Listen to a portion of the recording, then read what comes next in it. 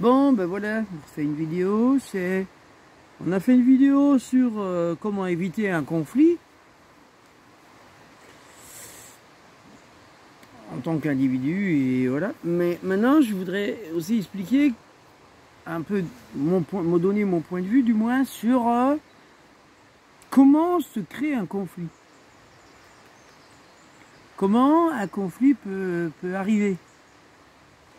Ben, un conflit, c'est pareil, je l'ai un peu dit dans la vidéo, mais c'est... Un malentendu. Non, c'est pas un malentendu, non, non, pas du tout. C'est un mal-être. C'est un mal-être. Une personne, par exemple, si je reprends une personne qui va chercher la bagarre avec quelqu'un, il n'est pas bien dans lui. C'est sa façon de... Il veut exister à travers un conflit. Donc il n'existe pas. Ou il a un gros problème. Qu'est-ce qu'on voit pour notre pays au niveau de la crise sanitaire, ou bien avant, parce que la crise du pétrole, la crise, c'est pas d'aujourd'hui, c'est des années 70, 73. Alors tout ça, ça vient, c'est quoi? En fait, c'est m'endetter de plus en plus. Parce que si je regarde, quand j'étais beaucoup plus jeune, dans les années, on va dire, 60, bon, pas 60, mais enfin, je veux dire, de ce que je me rappelle enfant, en fait, eh bien, il n'y avait pas trop de crédit. Les gens n'avaient pas l'habitude de faire des crédits. Les gens, ils vivaient, ils travaillaient, et avec leurs sous, bah, ils vivaient. Mais ils faisaient pas de crédit. Et puis on a autorisé le crédit aux ouvriers. Parce que les ouvriers, ils avaient la mauvaise idée de changer de patron quand ils en avaient envie. Un patron qui donnait plus qu'un autre, eh ben, l'ouvrier, il allait chez celui qui le payait un peu plus. Donc c'était l'ouvrier qui maîtrisait, en fait, par son savoir-faire, qui arrivait un peu à maîtriser le côté, son pouvoir d'achat. En disant, bah moi, j'ai un patron là chez qui je travaille, mais qui me paye tant. Bon, moi, je lui ai demandé plusieurs fois des augmentations, on ne me les donne pas. Mais par contre, j'ai un autre patron là, qui ça fait plusieurs fois qu'il me démarche. Un autre gars qui me démarche, qui me demande si je veux bien aller chez lui. Ou que moi, je l'ai démarché en lui disant, ben voilà, je sais faire ça, ça, ça, ça. Est-ce que vous m'embaucheriez si je viens chez vous, si vous me donnez tant?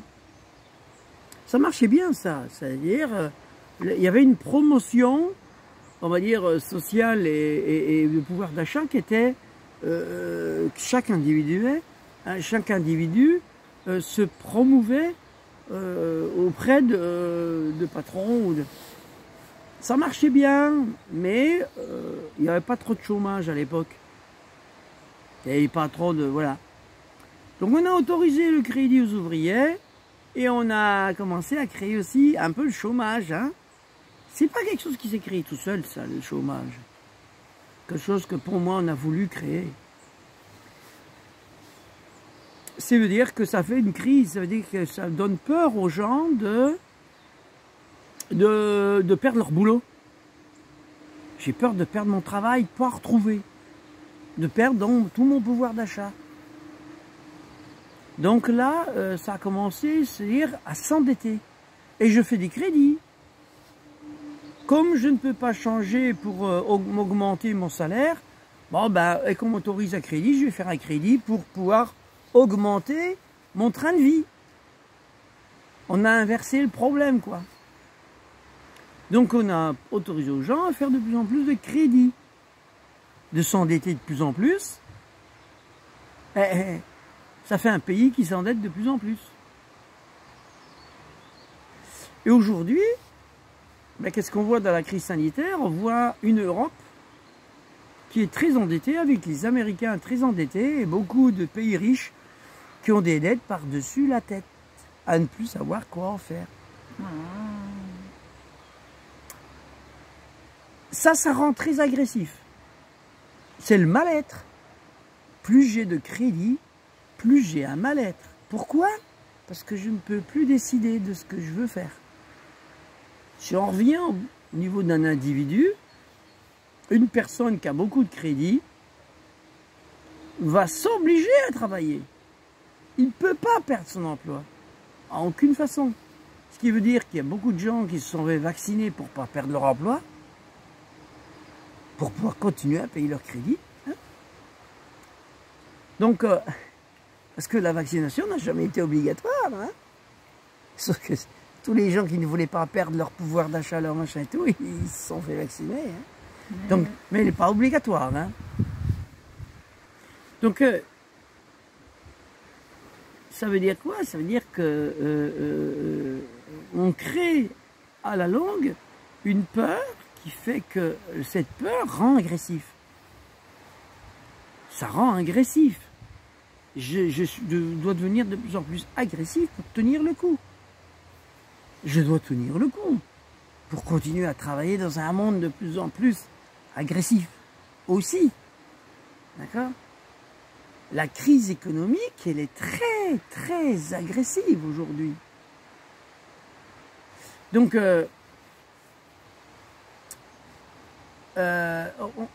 les gens disent, mais on n'a pas le choix. Oui, on n'a pas le choix. C'est vrai que ces gens-là n'ont pas le choix. Si j'ai un crédit sur le dos, j'ai pas le choix. Je dois absolument trouver le moyen de rembourser. D'accord? Ça, c'est vrai. Donc, la plupart des gens se retrouvent dans cette situation-là et donc, qu'est-ce qu'ils vont voir? Par exemple, l'Europe, la France, dans l'Europe, oh ben, on a besoin des autres. Hein. Donc, il faut être fort. Hein. Donc, l'Europe, on veut être fort. Donc, plus on est nombreux dans l'Europe, plus on fait rentrer de pays dans l'Europe, plus on va être fort. Plus on va être fort, plus on fera peur aux autres, et plus on pourra être agressif. Comme les Américains. C'est tout. C'est devoir être de plus en plus agressif parce que c'est une course en avant. J'ai pas le choix. Je peux pas régresser. Je peux pas retourner en arrière. Je peux pas être... Ou alors je m'effondre. C'est-à-dire j'effondre tout.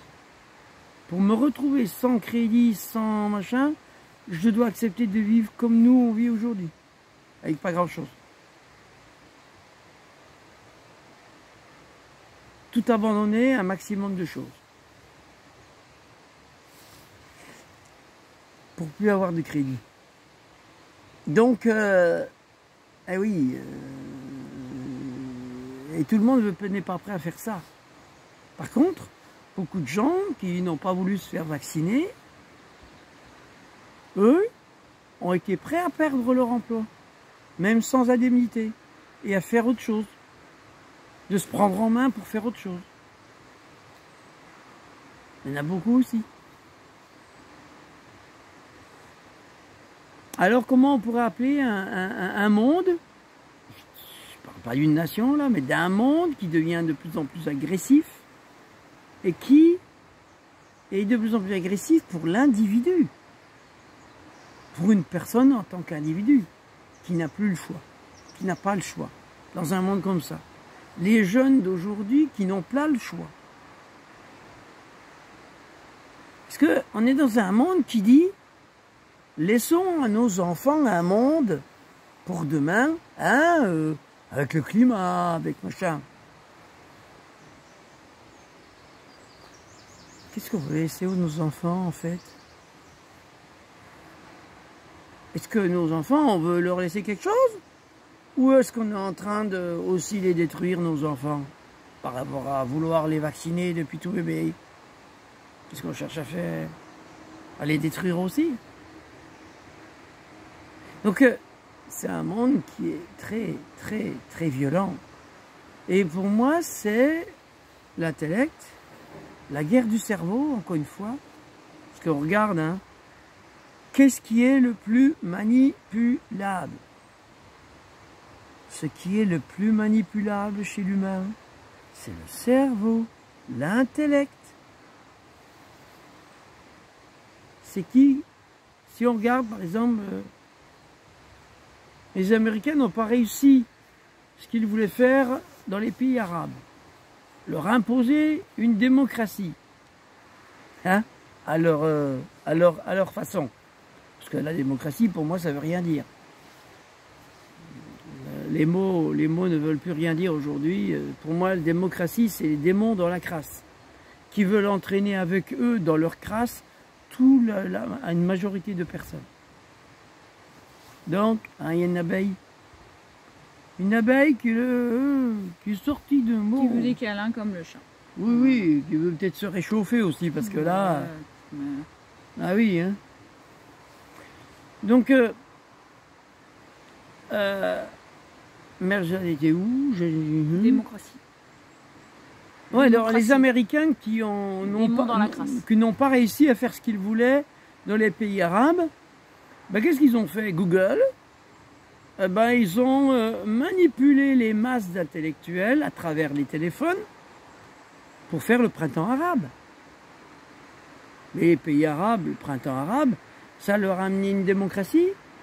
Oui. Il faut savoir que dans une démocratie, dans un monde économiquement libre et ouvert, comme nos pays sont, les pays riches, ben nous faisons des gens de plus en plus riches et des gens de plus en plus pauvres. Il faut savoir que dans un monde démocratique, il y a des riches et des pauvres. Hein? Bah oui, il ne peut pas y avoir que des gens heureux et avec qui soient en équilibre avec voilà, où tout le monde puisse être heureux et avoir ce qu'il a besoin. Ben non, c'est pas ce monde-là, hein. Donc ça, c'est quoi qu'on manipule? C'est le cerveau, l'intellect. C'est les intellectuels. La plus grande des révolutions qu'a connue la France, on va dire, puis l'Europe, parce qu'il y avait aussi d'autres pays qui... Ça a influencé d'autres pays, c'est aussi des intellectuels, hein, à l'époque, c'est 1789. 1789, ben, c'est des intellectuels qui ont fait la révolution. Donc, 68, c'est des intellectuels. Donc, savoir qu'on manipule les masses par l'intellect. Je veux dire, regardez aujourd'hui, qu'est-ce qu'on met au pouvoir? On met au pouvoir des gens qui ont suivi on va dire, qui ont suivi, qui sont dans qui ont fait des études. Donc bien formatés. Le formatage, former les gens à ce qu'on veut qu'ils soient, fait qu'on peut les manipuler comme on veut. Donc les intellectuels sont des gens qui sont les plus manipulables. Dans ces intellectuels, il y a des gens de terrain. Qu'est-ce qu'on appelle des gens de terrain? C'est des gens qui ne sont pas que intellectuels. C'est des gens qui pratiquent aussi. Ouais, la pratique. Qui pratiquent, qui réfléchissent et qui sont dans un monde, à veut dire, qui voient une certaine globalité, qui ne sont pas que dans leur truc, qui sont un peu plus dans une vision plus globale des choses parce qu'ils sont dans la pratique des choses. Et qui ne peuvent pas, dans la pratique, quand on pratique des choses, on ne peut pas être voilà, on n'est pas, comment dire, on n'est pas avec des œillères, on est obligé d'avoir une vision un peu plus globale pour pratiquer ce que l'on pratique. C'est ce qu'il y a trop de choses qui rentrent en compte. Donc on ne peut pas, voilà. Donc il y a des scientifiques qui sont pratiques.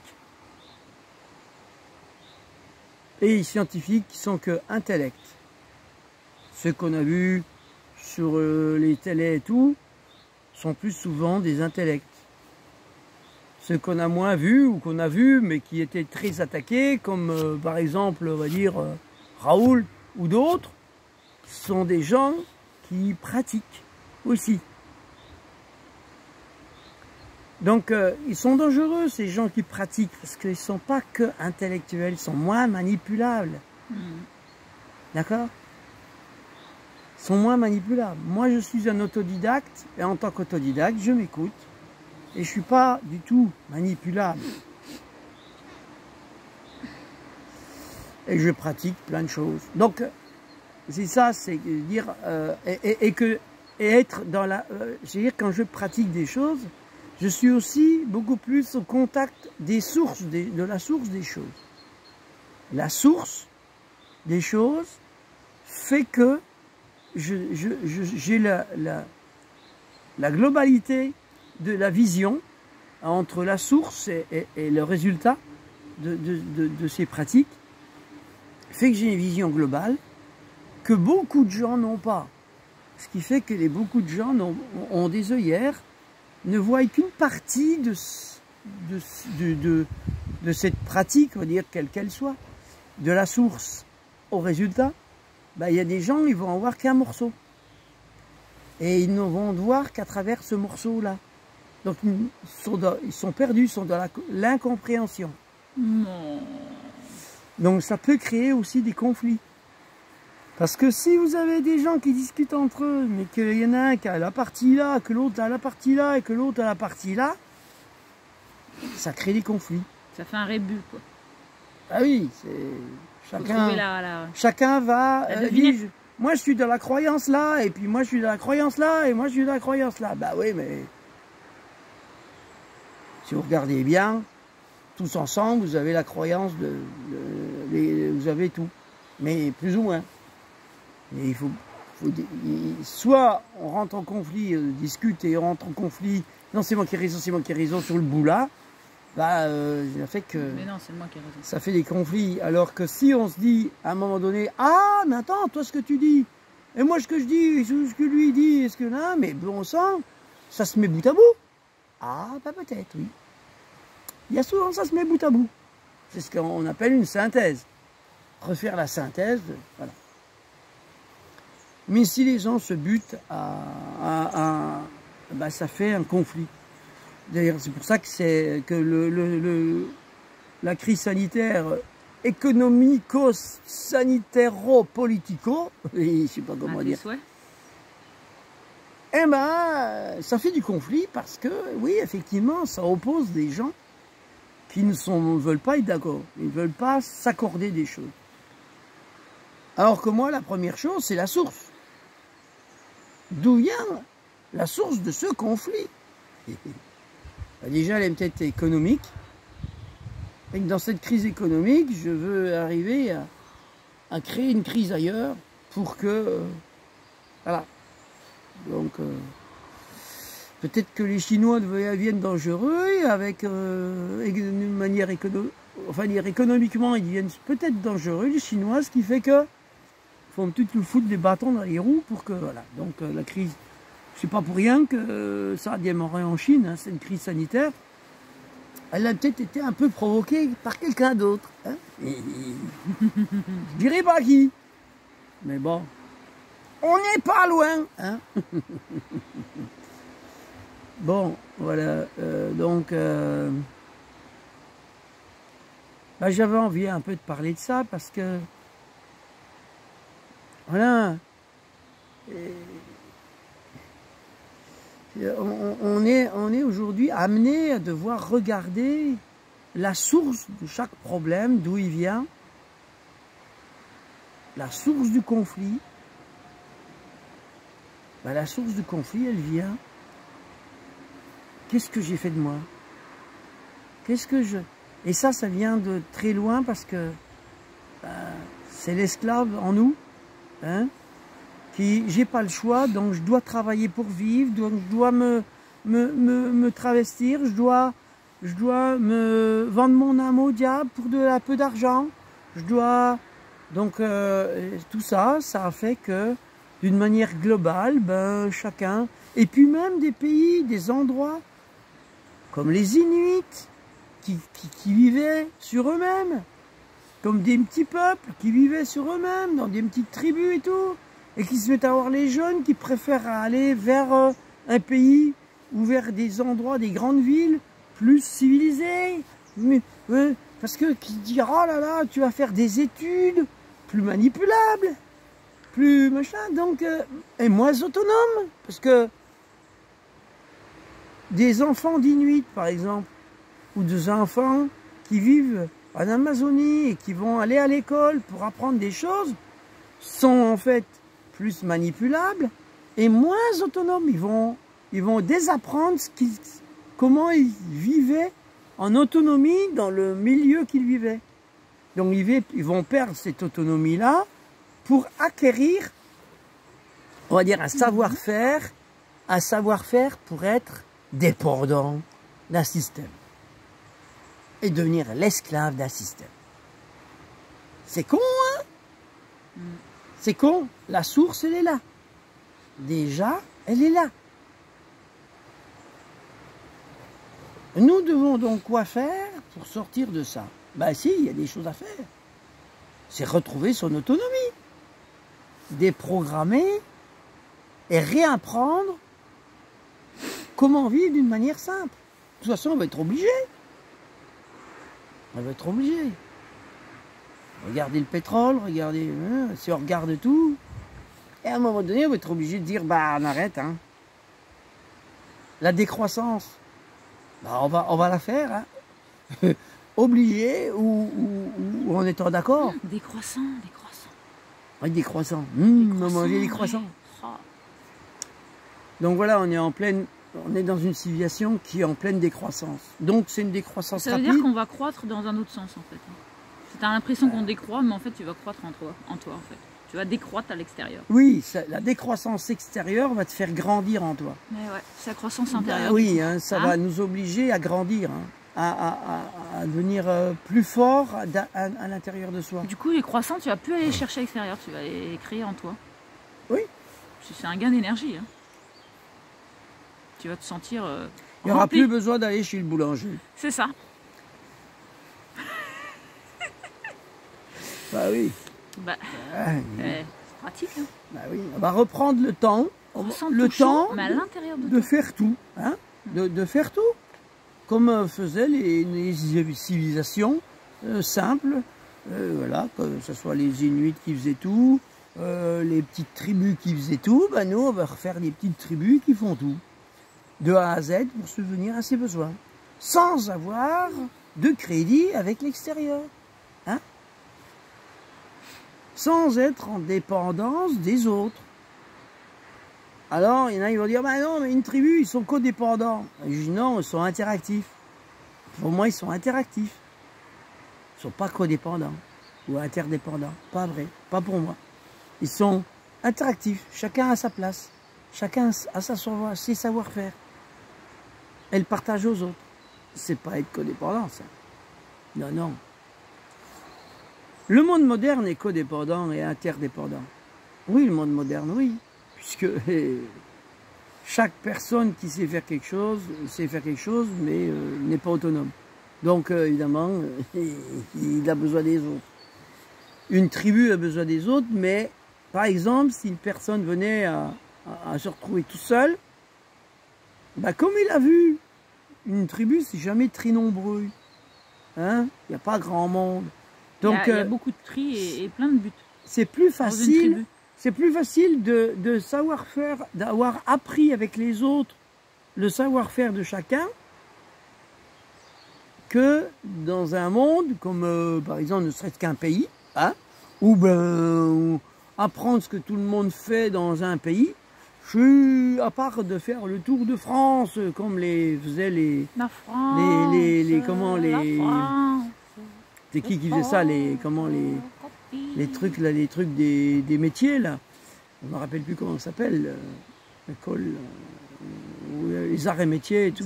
Oui, je sais plus, ouais, mais qui faisait le tour de France, comment dire, ah mince, c'est pas les... Mince, je sais plus le nom. Bon, enfin bref. Donc, voilà, donc il y a besoin de retrouver notre autonomie, de savoir faire plein de choses, d'être polyvalent et d'arrêter d'être des spécialistes dans une chose. Voilà, c'est ça. Ça, c'est important, ça. Hein? Qu'est-ce qu'elle cherche à faire? Parce que là, sinon, on est un monde en perdition. Parce que Voilà. dans la décroissance, si on ne retrouve pas notre autonomie et notre savoir-faire... Elle me pince. Ah oui. Elle a des pinces devant. Oui, hein, oui, tu mais elle sais. me pince là. Bon, on va la mettre ailleurs, je crois qu'elle, je sais pas ce qu'elle cherche. Mais... Elle cherche peut-être de l'eau. Ah, peut-être. Peut-être ça. Il a pas assez plu là. J'ai essayé de la réchauffer, mais là elle cherche quelque chose, je sais pas. Ou elle a l'impression de tourner en rond sur moi, mais c'est vrai qu'elle tourne en rond. Hein. Ça fait 2 fois qu'elle me pince, la coquine. Après, bon, j'ai plutôt envie qu'elle me pince. C'est pas très. Oh. Non, c'est pas très. Bon. Donc on parlait de polyvalence, tu vois, tu peux caresser un chat, élever une Avoir une abeille abeille. et parler des conflits. Une abeille. Une abeille. La pauvre, je crois que c'est... Elle est un peu fatiguée, Elle, je crois. elle est Hein? sortie un peu trop tôt de son hibernation, là. Voilà. Franchement... C'est encore l'hiver, ma belle. On n'est pas le 21 mars. Non, hein. mais elle veut être polyvalente aussi, tu vois. Elle sort avant, quoi. Ah oui. Pour bah, expérimenter autre chose. Tu vois, comme D'accord. nous. On est sorti avant du camp de concentration avec notre berger. Puisqu'on a décidé de plus être mouton. Elle a plus envie d'être une abeille, du coup. Hein? C'est le message de la vidéo, non? Ouais, si on veut. Mais une abeille, c'est pareil, quand on regarde Alors c'est quoi le message d'une abeille? les abeilles... On va aller voir dans le livre des animaux totems. Oh, bah non, il n'y en a pas des abeilles. Mais, l'abeille, c'est quand même quelqu'un qui... L'abeille, elle ne vit pas toute seule dans la nature. Elle a besoin d'un collectif. Parce que de toute façon, si on regarde bien, et ça c'est intéressant parce qu'un collectif, quel qu'il soit, une tribu, c'est un corps. C'est un seul corps. C'est comme si on regarde les poissons qui nagent dans l'eau en banc. Oh. C'est un corps à lui tout seul. Bah oui, un banc, tu peux t'asseoir dessus, un banc. C'est pour ça que les poissons, ils se suivent comme ça, ils utile. se suivent, ils font des formes, mais c'est-à-dire, ils vivent ensemble, ils savent, ils peuvent jamais être séparés. D'accord? Les abeilles, normalement, c'est pareil, ils peuvent jamais être séparés. Mais elle est toute seule. C'est que les aventurières qui s'éloignent du nid pour... qui partent à l'aventure, mais bon, c'est des fois... peuvent pas être longtemps partis. D'accord? Si elles partent longtemps, eh ben, elles risquent de mourir parce que à elle seule, elle n'est pas un individu. Voilà. Alors nous, on peut regarder que toutes nos cellules de notre corps forment l'individu qu'on est. Donc on a besoin de toutes les cellules pour former notre corps. Et en fait, au niveau des humains, c'est ce que voudraient faire les grands intellectuels de ce monde, c'est de forcer cette unité mondiale pour que l'humain soit uni et fasse qu'un sur cette planète. Mais ça ne se fait pas par la contrainte ni la force. Ni par la manipulation. Hein, parce que manipuler les foules, leur faire croire qu'ils n'ont pas le choix, et tout ça, ça ne marche pas. Ça ne marche pas. D'accord? Par la force, ça ne marche pas. Il y a besoin que ça soit les individus qui le choisissent. L'unité mondiale se fera un jour. Mais par choix. C'est bon ça. Mais par choix. C'est bon ça. Ce sera des choix individuels. C'est bon ça. Et pas un choix d'un individu ou de quelques-uns qui imposent aux autres. D'accord? Donc, voilà. Pour les élections, donc, arrêtez d'être manipulés. Arrêtez d'être des esclaves à qui on dit ton devoir d'esclave, de con de citoyen, est d'aller voter. Hein? De toute façon, c'est pas grave. Tu auras toujours un berger qui te tordra et qui t'amènera à l'abattoir. Donc, mais tu dois voter pour un berger, quel qu'il soit. Ben non, on doit arrêter ça. On n'a pas besoin de chef pour vivre. Moi, j'ai pas besoin des chefs qui me disent ce que je dois faire dans ma vie. Hein? Voilà. Donc pour les élections, l'abstention générale. L'abstention générale. Je n'ai pas besoin d'un chef pour dire ce que je dois faire. Je pense que vous l'avez tous compris par rapport à la crise sanitaire, non? Par rapport à la guerre qui est en train de se produire ici, en Europe, hein, avec la Russie. Ben, donc ça montre bien qu'on doit arrêter d'avoir des chefs. Et de se faire manipuler par ces chefs. Et qui nous disent ce qu'on doit faire. Si demain il y a un chef qui nous dit on doit aller se battre pour défendre notre pays, défendre un pays, notre pays, pourquoi on défendrait notre pays alors que c'est lui qui a foutu le bordel? Hein, c'est comme si j'avais, par exemple, un gars dans la cour d'école qui, avec 10 de ses camarades, vient chercher la bagarre. Puis tout qu'on fait, je vais me bagarrer avec lui. Mais que les 10 autres, et que je lui casse la gueule pour de bon. Et que les 10 autres, et que le gars il dit hey, aidez-moi, aidez-moi, que les autres disent ah non, non, non, c'est toi qui as foutu le bordel. Débrouille-toi tout seul. Nous, on n'intervient pas. Non, non, on ne veut pas se faire casser la gueule. Ça veut dire quoi? Ben, ça veut dire, par exemple, si nos chefs nous disent d'aller faire la guerre, ben on leur dira allez faire la guerre, c'est vous qui l'avez voulu, c'est vous qui foutez le bordel, nous non. C'est tout. C'est ce qu'on doit faire. Les peuples doivent arrêter de vouloir d'aller faire la guerre pour un chef. Aussi, hein? Qu'est-ce que tu en penses? Ben oui, hein. Voilà. Voilà. Et il n'y aura plus de conflit, du coup. Si on fait que les chefs se démerdent tout seuls, bah ils peuvent plus être chefs, s'ils sont tout seuls. Et l'instant qu'ils veulent être chefs, ils se retrouvent tout seuls. Bah ils sont jamais chefs, ils sont chefs que d'eux-mêmes, du coup. Voilà, c'est ce qu'on doit comprendre dans ces conflits. La création d'un conflit, c'est un chef qui est en train de manipuler plein de gens pour rentrer en conflit avec quelqu'un ou d'autres gens ou d'autres groupes de gens. Voilà. Donc on doit arrêter d'être en conflit. Voilà. On doit s'aimer, les peuples doivent s'aimer les uns. Arrêtez. Stop. Ils doivent s'intéresser les uns aux autres. Arrête. D'accord? Arrête. On doit s'intéresser les uns aux autres. Ah bah elle est tombée, attention. Voilà, oui, ben voilà. Sur ce, bon, allez, je fais ma réflexion par rapport à ça. Après, ce que je voulais dire aussi, c'est que dans la réflexion, c'est comment se fait-il que j'entends, par exemple, là, à la radio, tout le monde j'écoute. Il écoute, lui. Donc, il y a un philosophe qui a écrit un livre. C'est rigolo parce que pendant la crise sanitaire, ah oui, ça, je veux le dire quand même, au niveau manipulation et les conflits, comment on crée les conflits et qu'on manipule les gens, bah, en ce moment, pendant la crise sanitaire, qu'est-ce qu'on entendait? On entendait que des gens à la radio qui étaient pour, et qui étaient, on va dire, pour, on voyait bien, hein, c'était pour le vaccin, pour faire des choses, pour endiguer cette crise, cette pandémie, hein, qui tue des milliards de gens, des milliers de gens. Hein. Donc, on a vu déjà que on ne montre qu'un côté des choses. D'accord?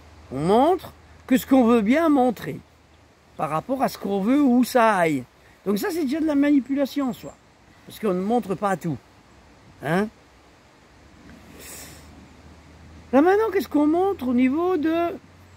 J'ai entendu un écrivain là, philosophe, sur une radio, qui a dit « Ah, ben nous les Européens, va falloir qu'on instaure un fil rouge à ne pas dépasser pour les Russes. » Je rigole quand j'entends ça, parce que les Russes, depuis longtemps, ont mis un fil rouge avec l'Europe, on leur dire à ne pas dépasser. Ça évite pas les conflits, hein. Mais c'est un gars qui doit faire que de la philosophie, c'est tout. Mais en pratique, j'ai pas, hein, parce qu'en pratique, ça marche pas. Hein, la preuve, c'est que mettre un fil rouge, c'est pas pour autant qu'il va être écouté et entendu par l'autre. La preuve, c'est que les Européens n'écoutent pas le fil rouge qu'ont déposé ces Russes depuis longtemps avec l'OTAN. Et que l'OTAN n'en a rien à foutre parce que Biden a décidé d'agrandir l'OTAN. C'est Biden qui a décidé de mettre de l'argent, d'aider l'OTAN à s'agrandir pour faire rentrer l'Ukraine et tout. C'est Biden, c'est pas à nous, hein, c'est pas ni français, ni... Non. Donc, voilà comment on crée des conflits. Hein, donc voilà. Donc c'est à nous, chaque individu, de regarder ça. De regarder qu'on donne à la radio, ou à la télé, ou même sur Internet. Aujourd'hui, on parle, sur Internet, il y a des influenceurs. C'est un nouveau métier, ça. Influenceur. Bon, d'accord. Alors, il y a des influenceurs qui vont te proposer des produits, mais il y a des influenceurs ou des, comment dire, des gens qui vont dire, ah bah lui, ce qu'il dit c'est faux, et moi ce que je dis c'est vrai.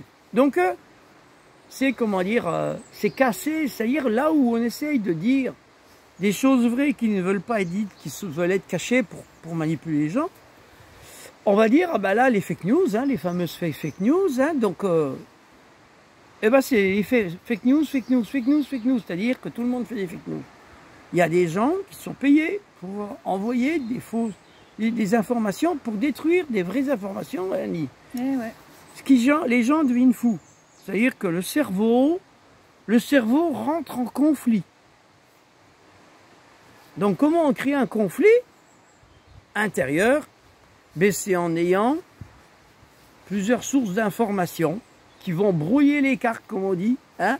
Brouiller les pistes, les pistes des neurones, qui vont faire que tout entre en conflit. Notre cerveau droit, notre cerveau gauche, ils rentrent en conflit. La dualité. Nourrir cette dualité pour qu'elle rentre en conflit. Donc voilà, c'est ce que je voulais dire.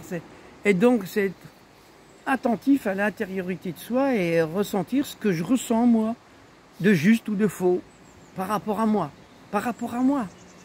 Mais attention, hein, je dois être attentif à mes blessures, à mes conflits internes, et tout ça. Hein. Je dois être à l'écoute de moi. Hein. Sinon, ce que je vais entendre des radios, des machins de l'extérieur, vont m'influencer par rapport à mes blessures et à mon conflit intérieur. C'est ça aussi qui est important.